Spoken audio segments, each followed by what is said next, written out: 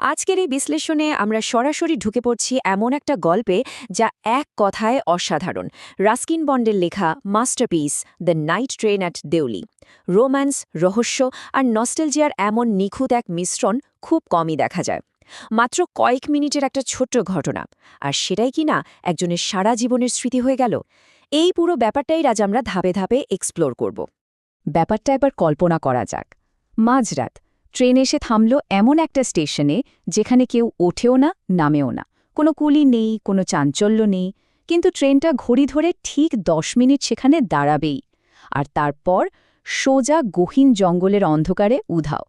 গল্পের কথক, যিনি কিনা 18 বছরের একজন কলেজ ছাত্র, ঠিক এই কৌতূহল নিয়েই দেউলি স্টেশনটাকে দেখতেন। এই যে অকারণে ট্রেন থামা আর চারপাশের ওই পিনপতন নীরবতা, এটা কিন্তু শুরুতেই দারুণ একটা রহস্য তৈরি করে। পর্ব এক নির্জন পরিবেশের গল্প। ভোর 5টা, চারিদিকে কুয়াশা আর অন্ধকারের একটা অদ্ভুত আবেশ। ইলেকট্রিক আর হ্যারিকেনের ওই টিমটিমে আলোতে চোখে পড়বে একটা মাত্র প্ল্যাটফর্ম, একটা চায়ের দোকান, একজন ফলওয়ালা আর কয়েকটা রাস্তার কুকুর, ব্যাস আর কেউ নেই। আর ঠিক স্টেশনের পরেই শুরু হয়েছে তরাই অঞ্চলের সে বিখ্যাত ঘন জঙ্গল। ভাবলে কেমন গা ছমছম করে ওঠে, তাই না? এই যে বিচ্ছিন্ন একাকী একটা জগৎ, গল্পের সামনের ঘটনাগুলোর জন্য এর চেয়ে পারফেক্ট স্টেজ আর হতেই পারে না। তো এই গল্পের টাইমলাইনটা একটু বোঝা দরকার। মে মাসে কলেজ ছুটি হলেই কথক ছুটতেন তার ঠাকুরমার কাছে দেউরায়, আর জুলাই মাসে আবার কলেজে ফেরা। এই যাতায়াতের রুটে পড়ত সেই দেউলি স্টেশন। এই যে নিয়মিত একটা রুটিন জার্নি, এর মাঝখানে কিভাবে হঠাৎ করে একটা অপ্রত্যাশিত ঘটনা পুরো জীবনটাকে বদলে দেয়, সেটাই আমরা এখন দেখত। পর্ব 2, প্রথম নিস্তব্ধ সাক্ষাৎ। আচ্ছা, এবার আসা যাক মূল চরিত্রে। সেই মেয়েটি, কনকনে শীতের রাত, অথচ মেয়েটির পায়ে কোনো জুতো নেই, পরনে পুরনো পোশাক, গায়ে জাস্ট একটা চাদর জড়ানো। কিন্তু কথকের চোখ আটকে গেল অন্য জায়গায়। ফ্যাকাশের ত্বকের সাথে একরাশ ঝকঝকে কালো চুল, আর সেই কালো অনুসন্ধেচ্ছ দুটো চোখ। অন্ধকারেও যেন কিছু একটা খুঁজছিল চোখ দুটো। মেয়েটি মূলত ঝুড়ি বিক্রি করছিল, কিন্তু অদ্ভুত ব্যাপার হলো প্রথম দেখায় তাদের মধ্যে একটা কথাও হলো না। শুধু এক অদ্ভুত নিস্তব্ধতার মধ্যে তারা একে অপরের দিকে তাকিয়ে রইল। এরপর কথক প্ল্যাটফর্মে নামেন। মেয়েটি তাকে একটা ঝুড়ি নিতে বলে। প্রথমে না করলেও শেষমেশ 1 টাকা দিয়ে একটা বেতের ঝুড়ি তিনি কিনেই নেন। কিন্তু এখানে আসল টুইস্টটা অন্য জায়গায়। টাকা দেওয়ার সময় কথক ভীষণ সতর্ক ছিলেন, যাতে কোনোভাবে মেয়েটির হাত স্পর্শ না করে ফেলেন। 18 বছর বয়সী একটা ছেলের মনের এই যে সূক্ষ্ম সংকোচ, এটা কিন্তু দারুণভাবে ফুটে উঠেছে এখানে। আর ঠিক তখনই ট্রেনের বাঁশি বেজে ওঠে, আর ট্রেন স্টেশন ছেড়ে বেরিয়ে যায়। পর্ব 3, এক অব্যক্ত গভীর সম্পর্ক। প্রথম সাক্ষাতে যেখানে ছিল শুধুই দ্বিধা আর নীরবতা, দ্বিতীয় সাক্ষাতে সেটা যেন ম্যাজিকের মতো বহুদিনের পুরনো বন্ধুত্বে বদলে গেল। 2 মাস পরের ঘটনা। কথক এবার আগে থেকেই মেয়েটিকে খুঁজছিলেন, আর মেয়েটিও, সে এবার আর ঝুড়ি বিক্রি করছিল না। কথককে দেখেই তার কালো চোখ দুটো আনন্দে একদম জলজল করে উঠল। দুজনে একটা কথাও বলল না, অথচ না বলা কথার পাহাড় জমে গেল।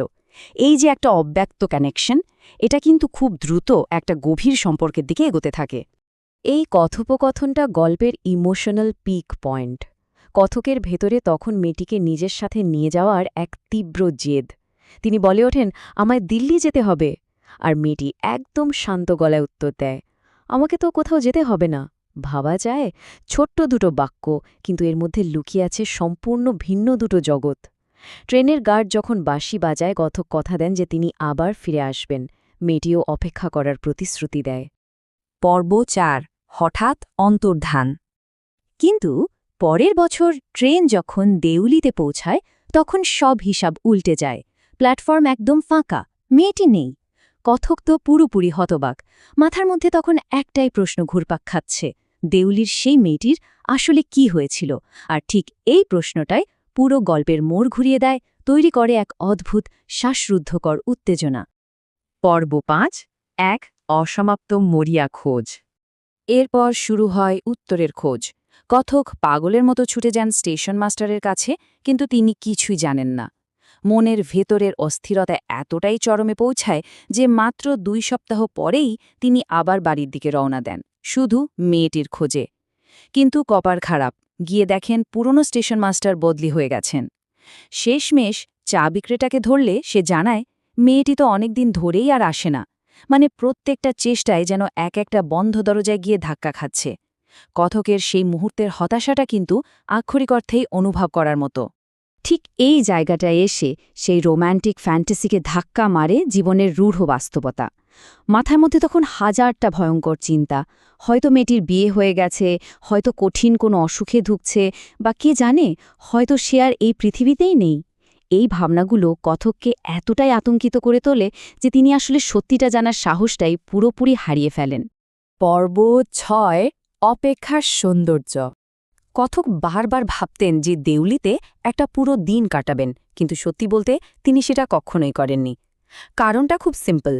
অবচেতনভাবেই তিনি ভয় পেতেন যে সত্যিটা হয়তো তার ওই সুন্দর স্বপ্নটাকে ভেঙে চুরমার করে দেবে। তার চেয়ে বরং দূর থেকে তাকে স্বপ্নে দেখায় অনেক বেশি নিরাপদ, অনেক শান্তির। বাস্তবতার সম্ভাব্য কষ্টের চেয়ে নিজের মনের ভেতরের ওই নিখুঁত আর পবিত্র স্বপ্নটাকেই তিনি সযত্নে লালন করা বেছে নেন। যখন কিছু খুব সহজে হাতের মুঠোয় চলে আসে তখন তার আকর্ষণ কি আর আগের মতো থাকে? মনে হয় না। কিন্তু পাওয়ারের যে অপেক্ষা, তার মধ্যে লুকিয়ে থাকে এক অদ্ভুত ম্যাজিক। এই গল্পটা আমাদের একটা দারুণ সাইকোলজিক্যাল জায়গায় দাঁড় করিয়ে দেয়।